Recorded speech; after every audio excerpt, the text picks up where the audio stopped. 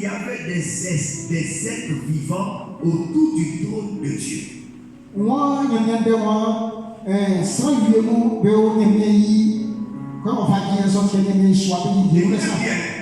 Il y a des êtres vivants autour de Dieu qu'on appelle 4 êtres vivants. Et les 4 êtres vivants, il y a un qui a la face de l'aigle, l'autre le lion, l'autre l'homme et un autre le taureau. Ça veut dire que l'être humain qui était là, c'est la partie visible et tangible de l'être vivant qui était déjà créé, façonné dans une maquette. L'homme était déjà créé avant que l'être humain ne soit façonné. J'ai dit, je vais parler fort. Tu as été déjà créé avant d'être formé.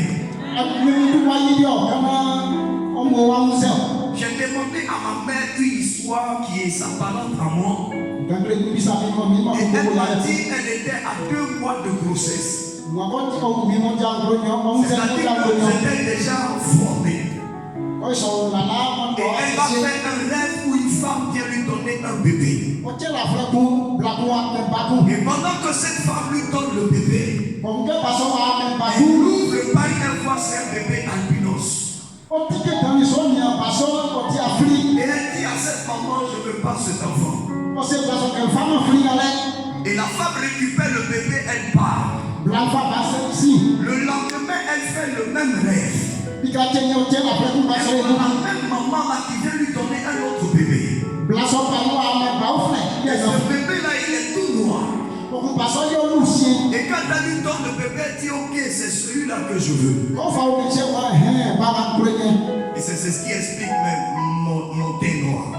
Donc j'ai compris que quand je dis à quelqu'un,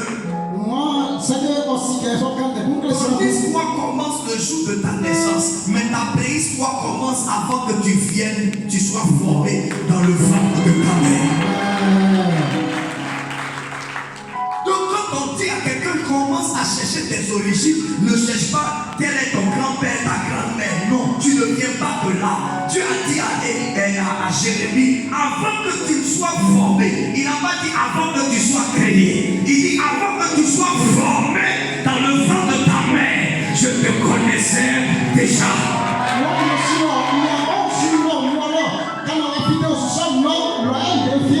Dieu avait déjà la maquette de l'être vivant qui était l'homme.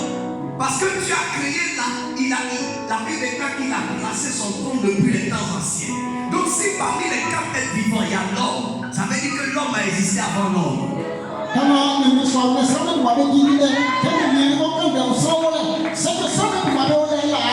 C'est quelqu'un qui comprend ce que je suis en train de dire. L'homme a existé avant l'homme. Parce que l'être vivant qui est l'homme, parmi les 4 êtres vivants existait déjà depuis lorsque Dieu avait positionné son trône. Pour que l'être humain devienne surnaturel, il faut que Dieu souffle son vent sur le visage de l'être humain pour qu'il devienne l'être vivant.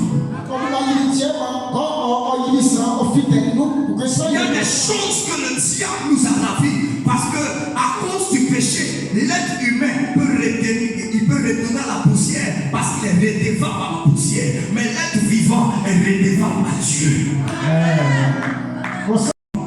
Je prophétise à cet objet. Tout malheur que l'être humain avait vécu hier, je déclare que ça s'arrête maintenant. Je déclare que cette propriété avec fort. Je déclare que tu peux être vivant au nom puissant de Jésus-Christ. Et que tu amènes en tout sur lui-même. Je déclare sauter sur cette pierre. Atterrir dans une plateforme où personne n'a idée. Dis à ton voisin, je suis peut-être. Je déclare au nom de Jésus, ta main est accélérée dans cette nouvelle année 2023. Nous serons encore l'année 2022. Cette année, c'est ton année. Après ce dimanche, on rentre dans le 3e mois de 2023. J'annonce le mois de la résurrection, le mois de ta bénédiction,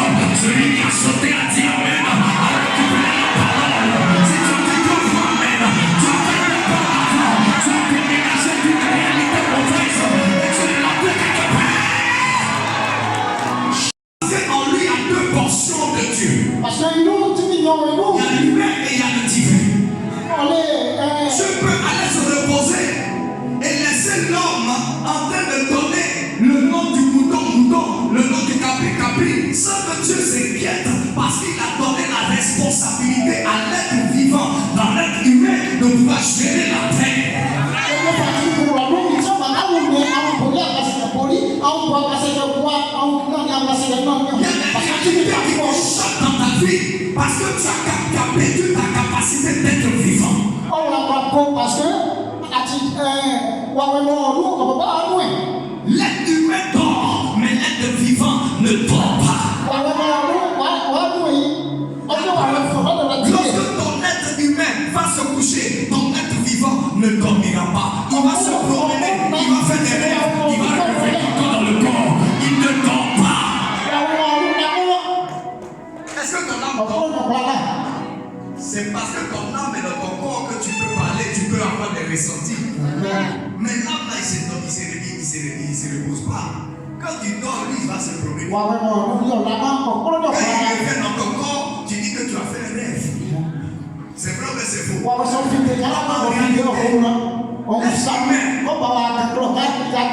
L'être vivant qui a appelé la vivante ne dort pas. C'est le côté surnaturel de l'homme. Mais à cause du péché, la malédiction est rentrée dans la dimension de l'être humain. C'est pourquoi l'être humain ne peut plus devenir un être vivant. Parce que le fait de devenir, c'est une étape. C'est-à-dire qu'il y a des procédures, il y a des procédés qui t'amènent à devenir cette transformation. Quand je prends de l'eau, je mets ça dans le congélateur.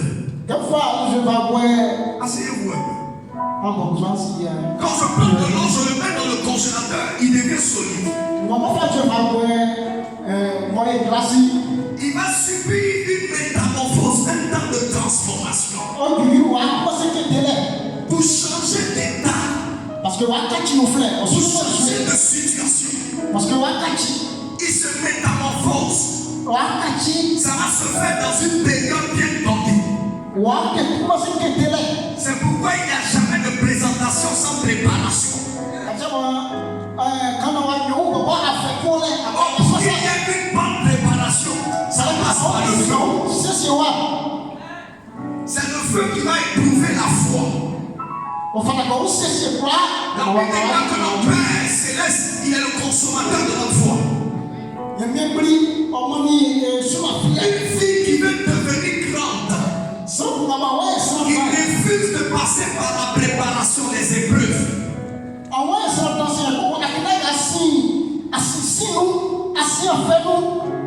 ne peut jamais devenir selon le modèle de Dieu.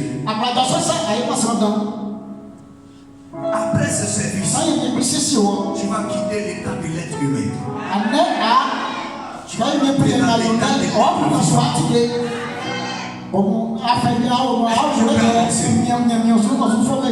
Est-ce que je peux vous le dire, évoluer? Prophète, pasteur, docteur, évangéliste.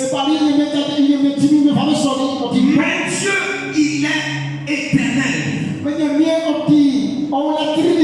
Jésus a un commencement. Jésus, on est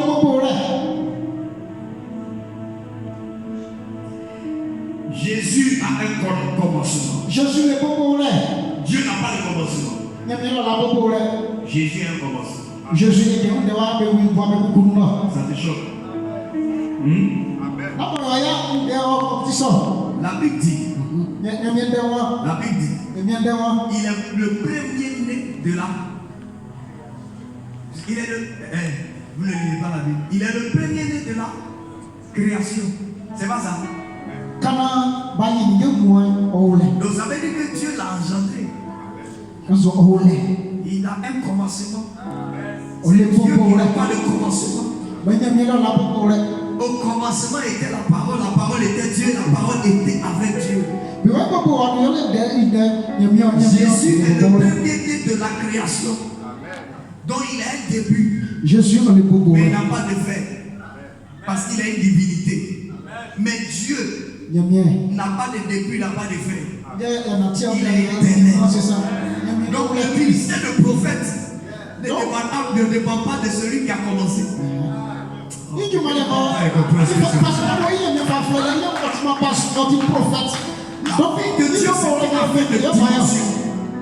Le monde spirituel, le monde même, c'est une affaire de dimension. Est-ce que vous comprenez? Je suis prophète. Quelqu'un va me lire rapidement Apocalypse chapitre 6. Les écrits d'un prophète et la Bible s'achève par les écrits d'un prophète.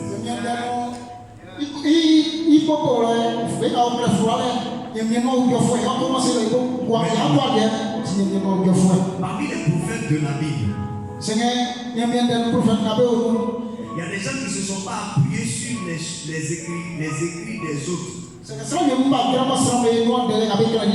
mais ils se sont appuyés sur eux-mêmes leurs écrits. C'est-à-dire quand tu prends la Bible, tu vois Daniel, c'est le prophète Daniel. Tu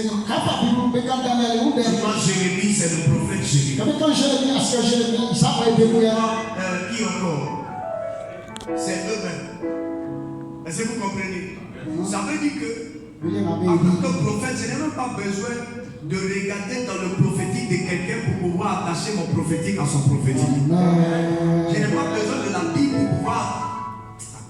On appelle la cérémonie sacerdotale.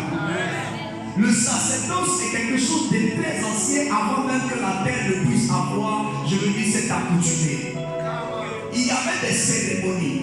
Dans la définition d'une cérémonie sacerdotale, ce sont des rituels qui sont pratiqués avec des rites pour atteindre un objectif bien précis.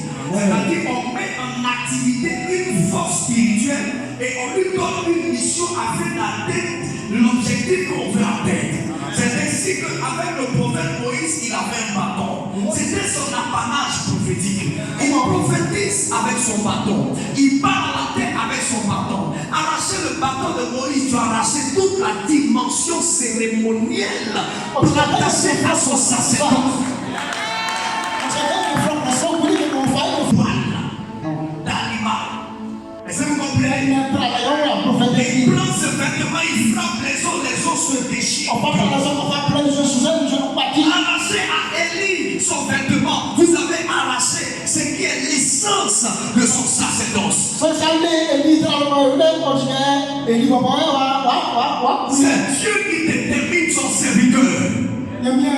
Foi, la Bible dit n'attachez pas foi à toute prophétie, éprouvez-les.